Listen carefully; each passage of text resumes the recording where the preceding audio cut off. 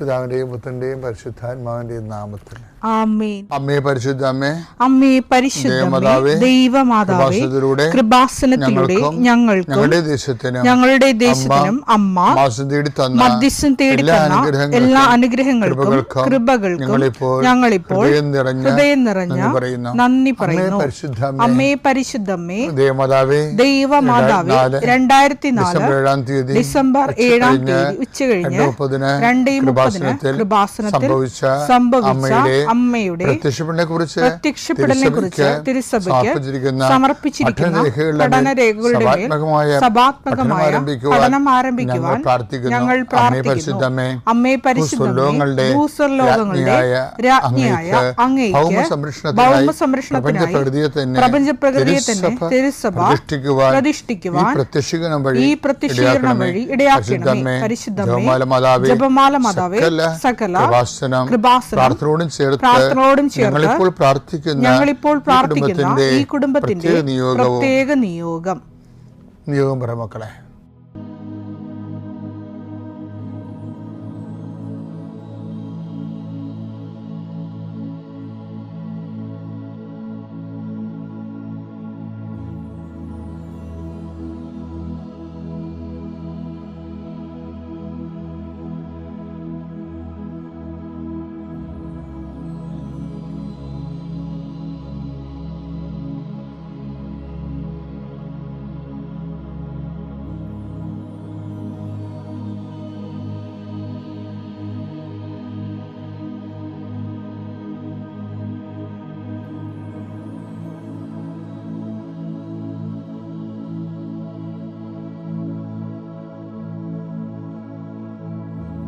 അമ്മയുടെ പ്രത്യക്ഷീകരണത്തിന്റെ ഈ അനുഗ്രഹവേളയിൽ ഞങ്ങൾക്ക് സാധിച്ചു തരുവാൻ കനിയണമേ. ആമേൻ. കർത്താവേ, നിന്റെ ഉന്നതമായ നാമത്തിന് സ്തോത്രം ചെയ്യുന്നു. കർത്താവേ, നിന്റെ വിശുദ്ധ പൗരോഹിത്യത്തെ മഹത്വപ്പെടുത്തണമേ. കർത്താവേ, സഭയിലുള്ള സാന്നിധ്യം പ്രകടമാക്കണമേ. 40 വർഷം ഞാൻ അർപ്പിച്ച കൃപാനയുടെ യോഗ്യതയാൽ കൃപാസന അൾത്താറെ ജീവനോടെ പ്രത്യക്ഷപ്പെട്ട പരിശുദ്ധ അമ്മയുടെ മാധ്യസ്ഥത്തിൽ ഞാൻ മക്കളെ ആശീർവദിക്കുന്നു. ഈശോയെ, എവിടെയെങ്കിലും യാത്ര ചെയ്യുന്ന മുമ്പ് ഇതൊന്ന് കൂടിയിട്ട് പോണവരുണ്ട്. ഈശോയെ, അവർ മക്കളുടെ ഇന്നത്തെ മുഴുവൻ യാത്രകൾ ഞാൻ അങ്ങേക്ക് ഏൽപ്പിക്കുന്നു. അവരുടെ കണ്ണുനീര് ഉപ്പണം കർത്താവേ. അവർ പോകുന്ന ഇടങ്ങളിൽ നീ അവിടെ കൂടെ പോകണം. പലരും ഒറ്റക്കാണ്, പലരും അവർ ഒറ്റക്ക് പോയിട്ട് നടക്കാത്ത പല കാര്യങ്ങൾക്ക് വേണ്ടിയാണ് പോണത്. ഓഫീസിലായാലും കോളേജിലായാലും സ്കൂളിലായാലും പരീക്ഷയ്ക്കായാലും ജോലിക്കായാലും ഇൻ്റർവ്യൂവിനായാലും മറ്റ് റവന്യൂ ആയിട്ടുള്ള കാര്യങ്ങൾക്കായാലും കർത്താവ് അങ്ങയുടെ മക്കൾ പോകുന്ന ഇടങ്ങളിലെല്ലാം I come with you wherever you go. ലോകത്തെ ആവേശപ്പെടുത്തുന്ന അങ്ങയുടെ അഭിഷേക വചനമാണ്. നീ എവിടെ പോയാലും ഞാൻ നിലവുണ്ടാകും. കർത്താവെ, ഞങ്ങൾ ആഴമായത് വിശ്വസിച്ചുകൊണ്ട് കർത്താവ് ഈ മക്കൾ നിന്നെയും കൊണ്ടുപോകാൻ ഇടയാക്കണമേ. അമ്മേ പരിശുദ്ധമേ, സമയത്തിൻ്റെ അധികാരി സഞ്ചാരി മാതാവേ, അങ്ങയുടെ മക്കളുടെ കൂടെ സഞ്ചരിക്കണമെന്ന് പ്രാർത്ഥിക്കുന്നു.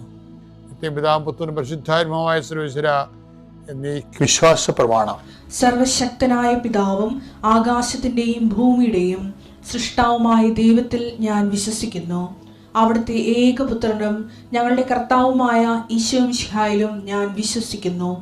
ഈ പുത്രൻ പരിശുദ്ധാത്മാവിനാൽ ഗർഭസ്ഥനായി കന്യകാമറിയത്തിൽ നിന്ന് പിറന്ന് പൊന്തിയോസ് പീലാത്തോസിന്റെ കാലത്ത് പീഡകൾ സഹിച്ച് കുരിശിൽ തറയ്ക്കപ്പെട്ട് മരിച്ച് അടക്കപ്പെട്ട് പാതാളങ്ങളിൽ ഇറങ്ങി മരിച്ചവരുടെ ഇടയിൽ നിന്ന് 3-ാം നാൾ ഉയർത്ത് സ്വർഗത്തിലേക്ക് എഴുന്നള്ളി സർവശക്തിയുള്ള പിതാവായ ദൈവത്തിന്റെ വലതുഭാഗത്തിരിക്കുന്നു.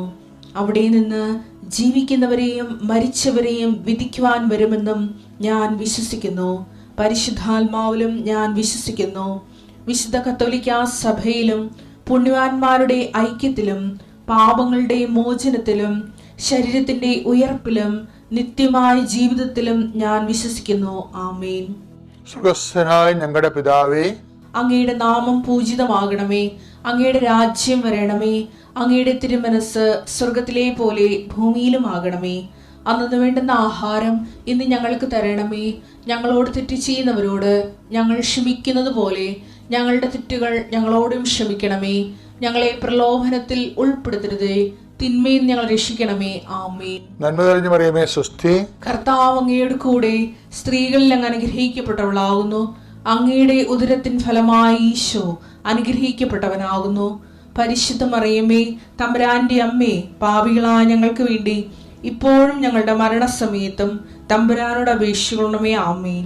നമ്മൾ ഇന്ന് എടുക്കുന്നത് മർക്കോസിന്റെ സുവിശേഷം 16:15. അവൻ അവരോട് പറഞ്ഞു, ഈ പുനരുത്ഥാനം ചെയ്ത യേശു ശിഷ്യന്മാരോട് പറഞ്ഞു, നിങ്ങൾ ലോകമെങ്ങും പോയി എല്ലാ സൃഷ്ടികളോടും സുവിശേഷം പ്രസംഗിക്കുവിൻ. ചെകുത്താനെ സഭയിൽ പ്രവേശിച്ച ഒരു വാതിലാണത്. എന്നുവെച്ചാൽ ഞങ്ങളൊക്കെ പഠിക്കുന്ന കാലത്ത് ചില പ്രൊഫസർമാർ പറയും, ഇത് മർക്കോസിൻ്റെ സുവിശേഷമല്ല, ഇത് ശിഷ്യന്മാരാരാണ്ട് പിന്നീട് 16-ാം അധ്യായം എഴുതി ചേർത്തതാണെന്ന്. അന്ന് അവിടെ വെച്ച് ഈ പ്രൊഫസറുമായിട്ട് വാഗ്വാദം ഉണ്ടാകും. വാഗ്വാദം എന്ന് പറയുന്നത്, എൻ്റെ വിഷയം എന്ന് പറയുന്നത്, സാത്താൻ സഭയിൽ കയറണത് ഇവർക്ക് മനസ്സിലാകത്തില്ല. കാര്യം അതിനൊരു വിഷയം എന്ന് വെച്ചാൽ,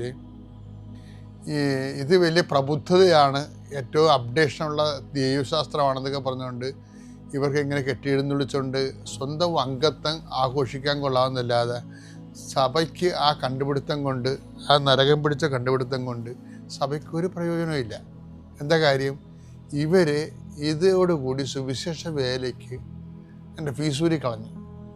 ഇന്ന് നോക്കിയാൽ മതി, ഇന്ന് പല മിഷണറിമാരും പറഞ്ഞത് എന്താണ്, നമ്മൾ മൂല്യങ്ങൾ മാത്രം, ക്രിസ്തുവിൻ്റെ മൂല്യങ്ങൾ മാത്രം കൈമാറ്റം ചെയ്താൽ മതി, അതാണ് സുവിശേഷം എന്നും പറഞ്ഞ് എന്നാ ചെയ്യും? ക്രിസ്തു പറയാത്ത പല കാര്യങ്ങളും ജീവിതത്തിൽ ചെയ്തുകൊണ്ടിരിക്കും. അത് വരും, മിഷൻ തളരും. മൂല്യം എന്ന് പറയുമ്പോൾ എനിക്ക് ചിരി വരും മൂല്യത്തിൻ്റെ കാര്യം പറയുമ്പോൾ.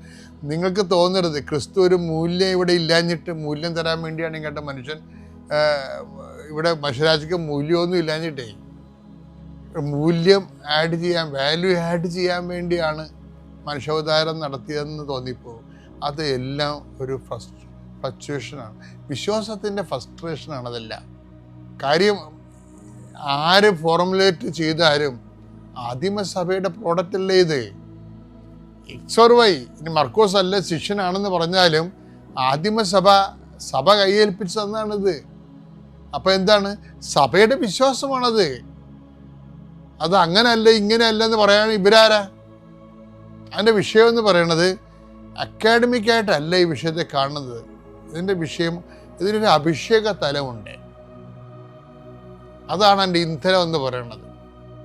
മൂല്യം ഇവിടെ ഇല്ലാഞ്ഞിട്ട്, മൂല്യം ഇല്ലാതെ വന്നിട്ട് മനുഷ്യരാശിക്ക് മൂല്യം ഇല്ലാഞ്ഞിട്ട്, മൂല്യം കൊറിയർ ചെയ്യാൻ വേണ്ടി, ഉൽപ്പാദിപ്പിക്കാൻ വേണ്ടി ക്രിസ്തു മനുഷ്യാവതാരം ചെയ്താണെന്ന് പറഞ്ഞാൽ ഈശോനെ റെഡ്യൂസ് ചെയ്ത് ചുമ്മാ ഒരു വാല്യൂ ആക്കി കളയും. ഈശോ വാല്യൂ അല്ലല്ലോ, രക്ഷാകരമായ വചനമാണ്. ഞാൻ നിങ്ങളോട് പറഞ്ഞ വചനം നിമിത്തം നിങ്ങളെ വിശുദ്ധീകരിക്കുന്നു. ഞാനൊരു മൂല്യമാണെന്ന് ഈശോ ഒരിടത്തും പറഞ്ഞിട്ടില്ല. ഈശോ പറയാത്ത കാര്യം ഈശോയുടെ മേൽ അടിച്ചേൽപ്പിച്ചിട്ട് ഇവർ കർത്താവിൻ്റെ ദൈവിക പദ്ധതിയുടെ ഫിസൂരണ പിശാചിൻ്റെ പ്രവർത്തനമാണത്. അതിൻ്റെ കാരണം ഞാനിങ്ങനെ പറയാൻ കാരണം, ഞാൻ ഈ കഴിഞ്ഞ ദിവസങ്ങളിലെ ഈ മണിമേഖല എന്നറിയാം, ഞങ്ങൾക്ക് പഴയൊരു പുസ്തകമാണ്, നമ്മുടെ സംഘകാലത്തെ പുസ്തകമാണ്, കർത്താവിൻ്റെ കാലത്ത് ഇവിടെ എഴുതിയ പുസ്തകമാണ്, ചിലപ്പതികാരവും. ഈ രണ്ട് പുസ്തകത്തിലും പറയണ ഒരു രാജാവുണ്ട്. അയാൾ ചോഴ രാജാവ്. അയാൾ കാവേരിപ്പും പട്ടണത്തിൻ്റെ അധികാരിയായിരുന്നു, ചോഴ സാമ്രാജ്യത്തിന്.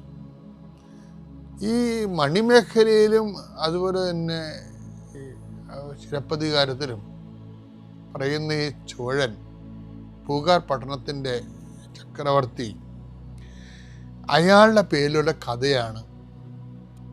ഇതൊരു ദ്രാവിഡ കഥയാണ്. അപ്പോൾ അതിൽ എന്താ പറഞ്ഞതെന്ന് വെച്ചാൽ, ഒരു കഴുകൻ ഒരു പ്രാവിനെ പിടിക്കാൻ വേണ്ടി വരുമ്പോഴേ ഇയാൾ അതിനെ രക്ഷിക്കും. കാര്യം അഹിംസ എന്നുള്ള ഒരു വലിയ സംഭവം ഇന്ത്യയുടെ ഒരു സംഭാവനയാണ്. അഹിംസ അതിവിടെ കൊണ്ടുവന്ന് ജൈനമതക്കാരാണ്.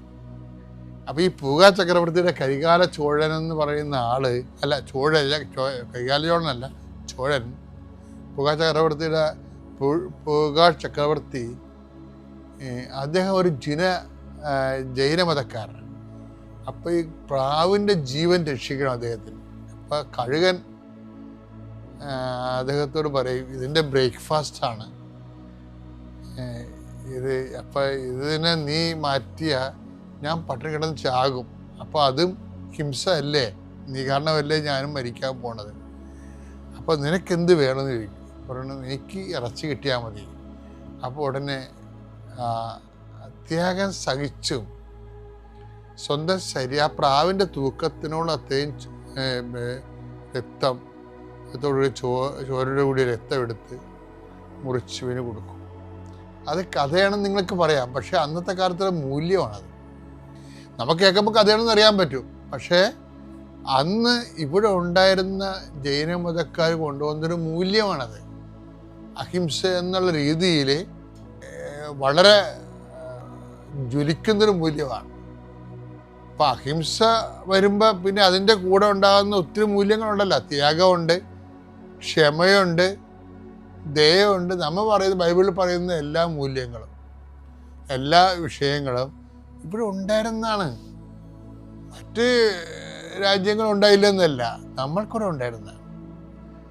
അപ്പോൾ ഇവിടെ എന്താ വിഷയം? മൂല്യമല്ല വിഷയം, ദ പേഴ്സൺ ജീസസ്, അതാണ് വിഷയം. പിതാവിൻ്റെ, അതാണ് ഈശോ പറയുന്നത്, നിങ്ങൾ ലോകം മുഴുവനും പോയി പിതാവിൻ്റെയും പുത്രൻ്റെയും പരിശുദ്ധാത്മാവിൻ്റെ നാമത്തിൽ അവർ സ്നാനപ്പെടുത്തുകയും. എന്താ കാര്യം?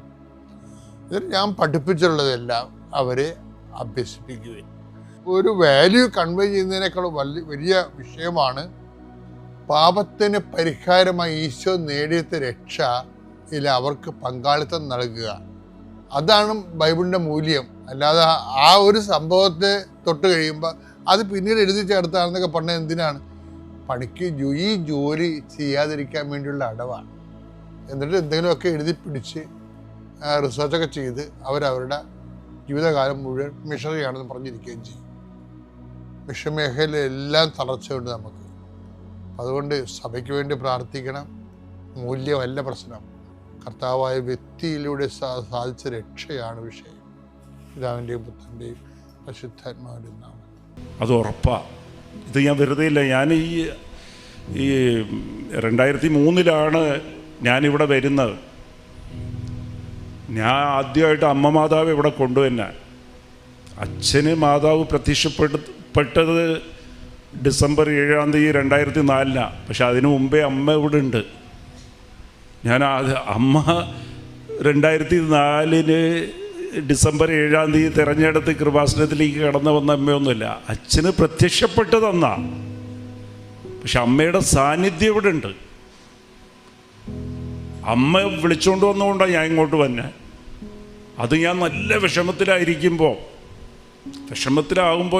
നമുക്ക് വിഷമം വരുമ്പോൾ എനിക്ക് കുഴപ്പമെന്താണെന്ന് വെച്ചാൽ ബുദ്ധിയൊന്നും വർക്ക് ചെയ്യില്ല. അത് അത്രയും പ്രശ്നമാണ്. ഞാനൊരു സ്ഥലത്ത് മൂട്ടിപ്പയിൽ നിന്ന് പ്രാർത്ഥിച്ചുകൊണ്ടിരിക്കുമ്പോൾ എൻ്റെ ചെവിയിൽ അമ്മ പറയുക കൃപാസനത്തിലേക്ക് പോകുന്നു. അങ്ങനെ ഞാൻ ഈ ചാപ്പലിൽ വന്ന് പ്രാർത്ഥിച്ചുകൊണ്ടിരിക്കുമ്പോഴാണ് അമ്മ പിന്നെയും പറയണ, ഇവിടെ ഒരു ആവശ്യമുണ്ട്, കുറച്ച് കാശ് കൊടുക്കാം, 10,000-20,000 രൂപ കൊടുക്കാൻ. അപ്പം അമ്മയുടെ സാന്നിധ്യമാണ്. അപ്പോൾ ഇവിടെ ആരും എന്നോടൊന്നും പറഞ്ഞിട്ടില്ല. ഇവിടെ അന്നാണ് ഇവിടെ മാതാവിനെ പ്രത്യക്ഷപ്പെടുത്തിയ ആദ്യത്തെ വർഷം റാലി നടക്കുക. 2003 ഇവിടുത്തെ ജപമാല ആദ്യത്തെ റാലി. അന്നാണ് വിളിച്ചുകൊണ്ട് വരുന്നത്. അപ്പം ഞാൻ ലൈനിൽ പോയി നിന്ന് ഞാൻ അച്ഛൻ്റെ കയ്യിൽ പൈസ കൊടുത്തു. അപ്പോഴാണ് പിന്നെയാണ് അച്ഛൻ 2-3 ദിവസം ഞാൻ ഇവിടെ വന്ന് ആദ്യമായിട്ട് അച്ഛനെ കാണുകയാണ്. വന്നപ്പോഴാണ് പറയുന്നത്, ഇവിടെ ഞങ്ങൾ മധ്യസ്ഥം പ്രാർത്ഥിച്ചുകൊണ്ടിരിക്കുകയായിരുന്നു. സ്പോൺസർ ചെയ്യാൻ റാലി കഴിഞ്ഞ് വണ്ടിക്ക് കൊടുക്കാൻ പൈസയില്ല, തരാമെന്ന് പറഞ്ഞാൽ ആ പൈസ കിട്ടിയിട്ടില്ലായിരുന്നു, സ്പോൺസർ കിട്ടിയില്ല. അപ്പോൾ ഇവിടെ മധ്യസ്ഥ പ്രാർത്ഥന ചൊല്ലിക്കൊണ്ടിരിക്കുക. 1 മണിക്കൂർ കഴിഞ്ഞാൽ വണ്ടിയൊക്കെ പറഞ്ഞു വിടണമെങ്കിൽ 24,000-25,000 രൂപ ആവശ്യമുണ്ടെന്ന്. അങ്ങനെ ഞാൻ വേറെ സ്ഥലത്ത് ഇവിടെ നിന്ന് ഒരു 10-20 കിലോമീറ്റർ അപ്പുറത്ത് പ്രാർത്ഥിച്ചുകൊണ്ടിരിക്കുമ്പോൾ അമ്മ ഇവിടെ വന്ന് പറയണം, ഇതുപോലെ ഞാനൊരു ദിവസം, അന്ന് കൃപാസനമൊന്നും എനിക്കറിയില്ല, 2003 ഇവിടെ വരുന്നത്, ജ്ഞാനസ്ഥാനം എടുക്കണത് 2011. അപ്പം ഞാനൊരു ദിവസം, പക്ഷെ അമ്മയായിട്ട് എനിക്ക് എൻ്റെ അമ്മയോടുള്ള സ്നേഹം പോലെ തന്നെ എനിക്ക് അമ്മ മാതാവിനോട് സ്നേഹമാണ്. ഈശോനെയൊക്കെ പിന്നെയാണ് അറിയുന്നത്. അമ്മയാണ് ഈശോ ആയിട്ട് അടുപ്പിച്ചത്. അമ്മയല്ലേ ഈ ലോകത്തേക്ക് ഈശോനെ കൊണ്ടുവന്ന്. അമ്മയായിട്ട് അടുത്താൽ തന്നെ നിങ്ങൾ ഈശോ ആയിട്ട് അടുത്തോളൂ. അതുതന്നെയാണ് ഉടമ്പടി. ഈശോ ആയിട്ട് അടുപ്പിക്കാനാണ് അമ്മ വഴിയമ്മ ഉടമ്പടി എടുക്കുന്നത്. അപ്പോൾ ഞാനിത് തിരുവനന്തപുരത്ത്, ഞാൻ എൻ്റെ വൈഫും പിള്ളേരുമായിട്ട് തിരുവനന്തപുരം പോയി. പണ്ട് ഞങ്ങൾ തിരുവനന്തപുരത്തായിരുന്നു, എൻ്റെ ബിസിനസ്സെല്ലാം തിരുവനന്തപുരത്തായിരുന്നു. കൊച്ചിയിൽ ഒരു പ്രാവശ്യം ഒരു കാര്യമായിട്ട് തിരുവനന്തപുരം പോയി. തിരുവനന്തപുരം പോയപ്പോൾ ഞങ്ങൾ താമസിച്ചുകൊണ്ടിരുന്നത് പണ്ട് 1997 കരമന എന്ന് പറഞ്ഞൊരു സ്ഥലത്താണ്. അപ്പോൾ വേറെ ആവശ്യമായിട്ടാണ് പോയത്, ഒരു കല്യാണ ആവശ്യത്തിന് പോയിട്ട് പെട്ടെന്ന് തിരിച്ചു വന്നായിരുന്നു. അപ്പോൾ പോയി വണ്ടി എടുത്ത് വണ്ടിയുടെ വഴി തെറ്റി കരമന പോയി. ഞങ്ങൾ താമസിക്കുന്ന ആ സ്ഥലത്തേക്ക് പോയി. തിരക്കിട്ട് ഞങ്ങൾ പോകാൻ പോയതാണ്. വഴി തെറ്റി, അവിടെ വൺ വേ ഒക്കെ ആയി, വഴി മാറിപ്പോയി. അപ്പോൾ ഞാൻ വിചാരിച്ചത് എന്താ വഴി മാറിയെന്ന്. അപ്പോൾ അവിടെ നോക്കിയപ്പോഴത്തേക്കും എന്തായാലും ഞങ്ങളെ പണ്ട് ഞങ്ങൾ താമസിച്ച വീടുണ്ടല്ലോ, ആ വീടൊന്ന് പോയി കണ്ടിട്ട് വന്നേക്കാം. പുറത്തിരുന്ന് ഒരു 5 കൊല്ലമായി. അപ്പോൾ ആ വീടൊക്കെ എങ്ങനെയുണ്ട്, ആ പരിശീലനമൊക്കെ കുറച്ച് ദിവസം താമസിച്ചില്ലേ എന്ന് പറഞ്ഞ് വാടകയ്ക്ക് താമസിച്ചാണ്. അപ്പോൾ ആ വഴി ഇടവഴി കൂടി എടുത്ത് വണ്ടി, എന്തായാലും വഴി മാറിപ്പോയി, അങ്ങോട്ട് പോകാമെന്ന് പറഞ്ഞ് ഞാൻ അങ്ങോട്ട് ആ വീട്ടിലേക്ക് കയറുമ്പോൾ വീടൊക്കെ പൂട്ടിയിരിക്കണം. പക്ഷെ അതിൻ്റെ തൊട്ടടുത്ത് ഞങ്ങൾ അവിടെ താമസിച്ചുകൊണ്ടിരുന്നപ്പോൾ അപ്പോഴാണ് ഓർമ്മ വരുന്നത്, ഒരു ഡ്രൈവറും ഭാര്യയും ഉണ്ടായിരുന്നു. ഷൈല എന്ന് പറഞ്ഞാൽ അതിൻ്റെ പേര്, ഭർത്താവിൻ്റെ പേര് ദാസൻ. എന്തായാലും ഇവിടെ വരെ വന്നതല്ല, വണ്ടി സൈഡിൽ നിർത്തിയിട്ട് അവരുടെ വീട്ടിൽ പോയി ഒരു കുടിലിൽ താമസിക്കുക. അന്നും അപ്പം പരിചയം ഉണ്ടായിരുന്നു. ഞങ്ങൾ കുറച്ച് ദിവസം ഇവിടെ താമസിച്ചുള്ളൂ. അപ്പം ഞാൻ ആ കുടിലാണ്, ഒരു ചെറിയൊരു ഓടിട്ട വീടാണ്. അപ്പോൾ അതിൻ്റെ അകത്ത് കയറി പോകുമ്പോഴത്തേക്കും വാതിലൊക്കെ അടച്ച്, അവർക്ക് 2 പിള്ളേരുണ്ട്. വാതിലൊക്കെ അടച്ച്, വാതിലിങ്ങനെ പതുക്കെ തുറന്നിരിക്കുക. അകത്തെല്ലാം അന്ധകാരമാണ്, ലൈറ്റൊന്നും ഇട്ടിട്ടില്ല. പതുക്കെ ഇങ്ങനെ തുറന്ന് വിളിച്ച് ദാസാന്ന് പറഞ്ഞ് വിളിച്ചപ്പോഴത്തേക്കും അകത്തിരുന്ന് ഒരു ചെറിയ സ്വരം കേട്ടു. അപ്പോൾ ഇവരുടെ ഭാര്യയ്ക്ക് അകത്ത് പോയപ്പോഴത്തേക്കും അവർ കിടപ്പാണ്. അവർക്ക് 1 കൊല്ലമായിട്ട് ക്യാൻസർ 4th സ്റ്റേജാണ്. ഉദരത്തിൽ, വയറ്റിൽ ക്യാൻസറാണ്. ഭക്ഷണമൊന്നും കഴിക്കാറായിട്ടില്ല. ഇന്നോ നാളെയോ എന്ന് പറഞ്ഞ് ഡോക്ടറൊക്കെ RCC എന്ന് പറഞ്ഞു വിട്ട് അവിടെ കിടക്കുക. ഭക്ഷണമൊന്നും കഴിക്കാൻ വയ്യ. ഇവിടെ ട്യൂബ് ഇട്ടിരിക്കുക, മൂക്കിലൊക്കെ ട്യൂബ് ഇട്ടിരിക്കുക, മൂക്ക് വഴിയാണ്. അത് സംസാരിക്കാൻ പറ്റാത്ത കാര്യം പറഞ്ഞ് എൻ്റെ ജീവിതമൊക്കെ ഞങ്ങൾ ഇങ്ങനെ ആയിപ്പോയി എന്ന്. അപ്പോൾ ഞാൻ എന്തിനാ ദൈവം കൊണ്ടുപോയതെന്ന് എനിക്കറിയില്ല. Praise the Lord. അപ്പോൾ അവിടെ പോകുമ്പോൾ അത് ഞാൻ ചോദിച്ച്, എനിക്കന്ന് പ്രാർത്ഥിക്കാനൊന്നും അറിയില്ല. എന്നാലും ഞാൻ പറഞ്ഞ് മാതാവുണ്ട്, എനിക്ക് കുറേ ചെറിയ ബൈബിളിൻ്റെ ഒരു പ്രാർത്ഥന പുസ്തകമുണ്ട്. അപ്പോൾ ഞാൻ പറഞ്ഞ്, അവർ ക്രിസ്ത്യാനിയും കൂടിയാണ്, അപ്പോൾ എന്താ ആഗ്രഹമെന്ന് ചോദിച്ച്. കാശ് കുറച്ച് സഹായിക്കാമെന്ന് ഞാൻ പറഞ്ഞ്. എന്നാലും അതൊന്നുമില്ല, ഭർത്താവ് ഉണ്ടായിരുന്നില്ല. അവരെന്നോട് പറഞ്ഞ്, എനിക്ക് ഒറ്റ ആഗ്രഹമുള്ളൂ, എനിക്കൊന്ന് മരിക്കണതിന് മുമ്പ് ഒന്ന് ധ്യാനം കൂടണമെന്ന് പറഞ്ഞു. എനിക്കന്ന് കൃപാസനം അറിയില്ല. അപ്പോൾ എവിടെ കൂടണമെന്ന് പറഞ്ഞപ്പോൾ അന്ന് ഡിവൈൻ ഭയങ്കര, എല്ലാവരും ഡിവൈനിലാണ് പോകുന്നത്. അപ്പോൾ അയാളുടെ ഭർത്താവിൻ്റെ ഫോൺ നമ്പർ അവിടെ എഴുതി വെച്ചിട്ടുണ്ടായി. ഞാൻ വിളിച്ച്, അപ്പോൾ അവർക്ക് പൈസ ഒന്നുമില്ല. ഞാൻ അവിടെ ഇരുന്ന് എന്നെ ഒരു ആംബുലൻസ് അറേഞ്ച് ചെയ്ത് ഭർത്താവിനെയും കയറ്റി കുറച്ച് കാശും കയ്യിൽ കൊടുത്ത് നേരെ ധ്യാനത്തിന് പോകുമെന്ന് പറഞ്ഞ്. അപ്പോൾ അവർ ആഗ്രഹിച്ചതാണ് മരിക്കണതിന് മുമ്പ്. അപ്പോൾ എൻ്റെ വഴി തെറ്റി അങ്ങോട്ട് പോകാനും അമ്മ മാതാവ് അങ്ങോട്ട് കൊണ്ടുപോകും. അമ്മ നയിച്ചു കഴിഞ്ഞാൽ അതാണ്. അപ്പോൾ അമ്മയ്ക്ക് ഒരേ കാര്യം, എൻ്റെ കാര്യം വിട്, അവരുടെ മനസ്സിലുള്ളത് ദൈവം കണ്ടിട്ടുണ്ട്, ആഗ്രഹങ്ങൾ. അവർ ഡിവൈനിൽ പോയി. തിരിച്ചു വന്നപ്പോൾ കൊച്ചിയിൽ, ഞങ്ങൾ തിരിച്ച് കൊച്ചിയിലാണ് താമസിക്കണേ. ആംബുലൻസ്, ആ വണ്ടി തന്നെ ആംബുലൻസ് കൊച്ചി വഴി വന്ന് ഞാൻ നോക്കുമ്പോഴത്തേക്കും ഞാൻ അന്ന് അതിശയിക്കുന്ന അവരുടെ മുഖമെല്ലാം മാറി ഭയങ്കര മാതാവിൻ്റെ മുഖം പോലെ അത്രയും പ്രകാശവും. അവരുടെ ആ കരച്ചിലൊക്കെ പോയി. ആ ട്യൂബെല്ലല്ലാതെ അവർ പറയുക എനിക്ക് വളരെ സന്തോഷമായി എന്ന് പറഞ്ഞ് അന്വേഷണമൊക്കെ പറഞ്ഞ് അവർ അടുത്ത ദിവസം പോയി. 2 ദിവസം കഴിഞ്ഞപ്പോൾ മരിച്ചു. പക്ഷേ ദാസ് എന്നോട് പറഞ്ഞത് വളരെ സന്തോഷത്തോടെയാണ് മരിച്ചതെന്ന്. അത് കഴിഞ്ഞിട്ട് അവർ കരഞ്ഞിട്ടില്ലെന്നാണ്. അപ്പോൾ ദൈവത്തിന് ഇത്രയും കരുതലാണ്. Praise the Lord. ഇതുപോലെ നമുക്കെല്ലാം തോന്നും ഇവിടെ വന്ന് ഉടമ്പടി എടുത്തിട്ട് പോയി കഴിഞ്ഞാൽ എൻ്റെ കാര്യങ്ങൾ, ചെറിയ കാര്യങ്ങൾ കുറേ പേര് സാക്ഷ്യം പറയുന്നുണ്ട്, എൻ്റെ കാര്യങ്ങൾ എന്താ നടക്കാത്തതെന്ന്. നിൻ്റെ കാര്യവും ദൈവത്തിനറിയാം. നിൻ്റെ ഓരോ മുടിനാറ് ദൈവം എണ്ണി വെച്ചിരിക്കുക. ലൂക്കാ 12:7 പറയുന്ന പോലെ അത്രയും ശ്രദ്ധാലുവാണ്. ഇതുപോലെ ഞാൻ ഒരു ദിവസം, എനിക്ക് ഇതൊക്കെ എൻ്റെ അനുഭവത്തിൽ നിന്ന് ഞാൻ പറയുക, എനിക്ക് അവരെ അറിയ പോലുമില്ല. ഞാൻ ഇങ്ങനെ എറണാകുളത്ത് പ്രാർത്ഥിച്ചുകൊണ്ടിരിക്കുമ്പോൾ നമുക്കെപ്പോഴും ദൈവം ഇടപെടുന്നത് ഒരു കാര്യം ഞാൻ പറഞ്ഞുതരാം. നമുക്ക് വലിയ സഹനങ്ങളുള്ളപ്പോൾ നിങ്ങൾ വിചാരിച്ചാൽ മതി അത് ദൈവത്തിൻ്റെ സാന്നിധ്യമാണെന്ന് വിചാരിക്കണം. ഇതുപോലെ വലിയ സഹനങ്ങളുള്ളപ്പോഴും ഞാനാകെ പഠിച്ചിട്ടുള്ളത് മുട്ടിപ്പേ നിൽക്കുക എന്നാണ്. അതാ എൻ്റെ പ്രാർത്ഥന. മുട്ടിപ്പേ നിന്ന് കണ്ണും പൂട്ടി ഇങ്ങനെ പ്രാർത്ഥന അറിയില്ല എന്ന്. പ്രാർത്ഥനയൊക്കെ അച്ഛനെ പഠിപ്പിച്ചതെന്ന് ഇവിടെ വന്നപ്പോൾ. ഇതൊക്കെ 2003 മുമ്പേ ഉള്ള കാര്യമാണ്. മുട്ടിപ്പേ നിൽക്കുക, ഒരു ചെറിയ ബൈബിളുണ്ട്, എന്നിട്ട് കുറച്ച് നേരം ഇങ്ങനെ ഇരുന്ന് ദൈവത്തെ ഓർക്കുക, എന്നിട്ട് ബൈബിൾ തുറന്നത് വായിക്കും. അപ്പോൾ ഇതേപോലെ എൻ്റെ മനസ്സിൽ പറയുക, ദൈവം സംസാരിക്കണ ഈ സ്വരമൊന്നും കേൾക്കില്ല, നല്ല ബോധ്യം ഉണ്ടാകും. ആ ബോധ്യത്തിൻ്റെ സ്വരമാണത്. ഹൃദയം തമ്മിലാണ് സംസാരിക്കുന്നത്. ഇപ്പോൾ ഞാൻ വലിയ വിഷമം വന്നിട്ട് വീട്ടിൽ പോകാൻ മടി. ഞാനവിടെ വുഡ്ലാൻഡ്സ് ഹോട്ടലിൽ റൂമെടുത്ത് താമസിക്കുക.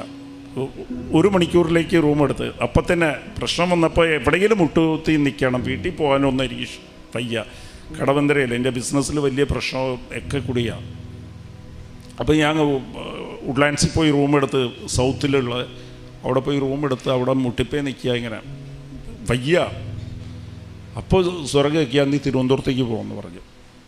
ഞാൻ എന്തെങ്കിലും ഭ്രാന്തി പിടിച്ച പോലെ റൂം 1 മണിക്കൂറിൽ അപ്പം തന്നെ വെക്കേറ്റും ചെയ്ത് ഞാൻ നേരെ സൗത്തിലേക്ക് ഒരു ആട്ടോ പിടിച്ച് പോയി.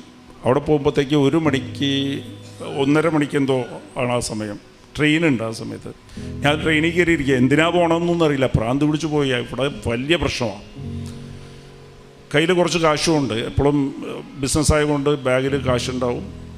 തുണിയൊന്നും എടുത്തിട്ടില്ല. തിരുവനന്തപുരത്തേക്ക് അങ്ങ് പോയി. തിരുവനന്തപുരം പോയി അവിടെ തമ്പാനൂർ സ്റ്റേഷനിൽ എത്തണതിന് മുമ്പ് എൻ്റെ കൂട്ടുകാരനെ വിളിക്കാൻ തോന്നി. അനിലചന്ദ്രൻ എന്ന് പറഞ്ഞൊരു കൂട്ടുകാരുണ്ട്, ബൈക്ക് എടുത്തുകൊണ്ട് വരാൻ പറഞ്ഞു. ഇറങ്ങുന്നവരെ എനിക്കറിയില്ല. ഞാൻ ഒരു 1/2 മണിക്കൂർ മുമ്പേ മൊബൈലിൽ ഇരുന്ന് വിളിച്ച് റെയിൽവേ സ്റ്റേഷൻ എത്താറാകുമ്പോൾ പറഞ്ഞ RCCയിലേക്ക് പോകാൻ ആരോ ഒരു സ്വരം പറയുക. ദൈവം നമ്മളോട് സംസാരിക്കും. ഉടമ്പടി എടുക്കുമ്പോൾ സംസാരിച്ചിരിക്കും. നിങ്ങൾ ചെവി കൊടുക്കണം. ലോകത്തേക്കില്ല കൊടുക്കേണ്ടത്. നിങ്ങൾ ബൈബിൾ വായിക്കണം. ബൈബിൾ ദൈവത്തിൻ്റെ സ്വരമാണ്. അപ്പോൾ നിങ്ങൾക്ക് പരിചയമാവും ദൈവത്തിൻ്റെ സ്വരം എന്താണെന്ന്. ഇപ്പോൾ കുറേ ദിവസം നിങ്ങളെ വിളിക്കുന്നവർ, സംസാരിക്കുന്നവർ സ്വരം, അവർ പേര് പറയേണ്ട കാര്യമില്ല. നിങ്ങളെ പേര് വിളിച്ചു കഴിഞ്ഞാൽ നിങ്ങൾക്കറിയാം ഇവരാ വിളിക്കണമെന്ന്. അപ്പോൾ ദൈവത്തിൻ്റെ സ്വരം കേട്ട് വരുമ്പോഴത്തേക്ക് ദൈവം സംസാരിക്കാം. ദൈവം നമ്മളോട് സംസാരിച്ചുകൊണ്ടിരിക്കുക. നമുക്ക് ആ പരിചയമില്ലാത്തതുകൊണ്ട് ആ സ്വരം കേൾക്കാൻ സാധിക്കാത്തതാണ്. അപ്പോൾ എന്നോട് RCC പോകാൻ പറഞ്ഞു. ഞാൻ RCC പോയപ്പോൾ പിന്നെ ദൈവം ഇടപെട്ട്. ഞാൻ പറഞ്ഞു ചിൽഡ്രൻസ് വാർഡിൽ പോകണം RCCയിൽ നിന്ന്. അത് 6:30 മണിയായി ഞാൻ അവിടെ എത്തുമ്പോൾ. അപ്പോൾ വാർഡ് ക്ലോസ് ചെയ്ത് പോയി. അപ്പോൾ എനിക്ക് കറക്റ്റ് ബോധ്യമായി അവർക്ക് ആർക്കോ സഹായിക്കാനുണ്ടെന്ന്. ഇതൊക്കെ ദൈവം ഇങ്ങനെ വഴി നടത്തും. അപ്പോൾ ഞാൻ അവിടെ പോയിട്ട് ആ വാർഡൻ സിസ്റ്ററോട് പറഞ്ഞ്, അവിടുത്തെ പുറത്തുള്ള സിസ്റ്ററോട് പറഞ്ഞ് അകത്ത് വിടില്ലെന്ന് പറഞ്ഞു. അവർ ഇപ്പോൾ വിസിറ്റ് അവസ്ഥ. ഞാൻ പറഞ്ഞ് ഞാൻ കൊച്ചിയിൽ നിന്ന് പറയാം, സഹായിക്കാൻ വേണ്ടി വന്നിരിക്കുക. ഇവിടെ ഒരു സാമ്പത്തികമായിട്ട് ബുദ്ധിമുട്ടുള്ളവർ കുറച്ച് പേരെ 3 പേരെ ഒന്ന് അയക്കാമെന്ന് പറഞ്ഞപ്പോഴത്തേക്കും ഇവർ 3 പേരെ ഗേറ്റിലേക്ക് അയച്ച്. ഞാൻ എമൗണ്ട് പറയണില്ല. എൻ്റെ കയ്യിലുണ്ടായിരുന്ന കാശ് അത്രയും പിരിച്ച് 3 പിരിച്ചിട്ട് 3 പേരെ കയ്യിൽ വെച്ച്. അവരിങ്ങനെ മുട്ടിപ്പേ നിന്ന്, എൻ്റെ കാലിലൊന്നും വീണല്ല, മുട്ടിപ്പേ നിന്ന് കയ്യും പൊക്കി അമ്മ മാതാവേ എന്ന് പറഞ്ഞ് കരഞ്ഞു. അപ്പോഴാണ് ഞാൻ ചോദിക്കുന്നത് എന്താ കാര്യമെന്ന് ചോദിച്ചാൽ അവർ പറഞ്ഞ് ഇന്നലെ തൊട്ട് ഞങ്ങൾ ഭക്ഷണം കഴിച്ചിട്ടില്ല. മക്കൾക്ക് കീമോ കൊടുക്കാൻ വേണ്ടിയിട്ട് ഭർത്താവ് 3 ദിവസമായിട്ട് നാട്ടിൽ പോയിരിക്കുക, അവിടെ കാശ് പിരിക്കാൻ വേണ്ടിയിട്ട് വന്നിട്ടില്ല. കൊച്ചിന് ഒരു നേരം പാലിവിടെ തരും, ബാക്കി അത് കറഞ്ഞു കഴിഞ്ഞാൽ വാങ്ങിക്കാൻ കാശില്ല.